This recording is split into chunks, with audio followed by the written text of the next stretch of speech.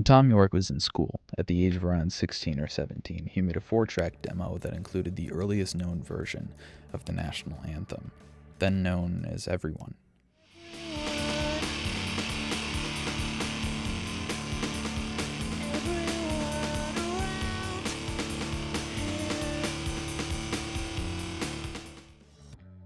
This track would be revisited during the recording sessions for the No Surprises single in 1997.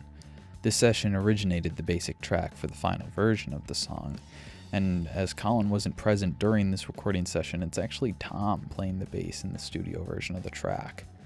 After recording this basic version of the song, the band agreed that the song was too good to end up on a B-side, so the track was put on the shelf until they were ready to revisit again, which wouldn't be until 1999. During this session is when the song really started to shape into what we know it as now. Jonny inserted the orchestral music at the end, as well as adding sounds from the Ande Martineau and just random sounds that were distorted from local radio. It was actually the end of the track, the jazzy bits, that made them change the title from Everyone to the national anthem. These orchestral parts were recorded after Thom said the song should end sounding like a Charles Mingus track from the blues and roots era.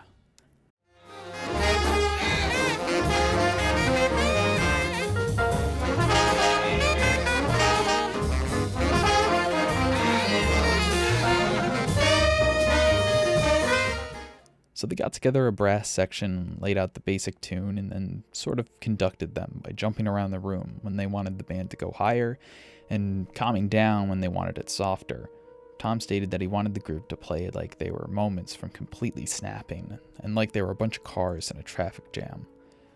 Thom Yorke actually broke his foot during his and Johnny's conducting from jumping around the room so much, which I think is just a fun fact.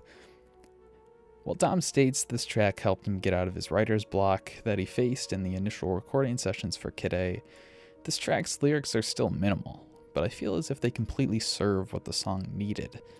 The national anthem is significant as the track's title, as such an anthem is a symbol for unity. And throughout the track, the lyrics, "It's holding on," are repeated, and this can be interpreted as this unconnected group of people being held together by these anthems, flags, and borders, and being held together by this collective fear and anxiety of what's outside this bubble we find ourselves in.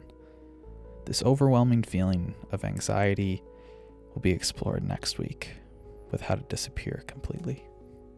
Thank you for watching.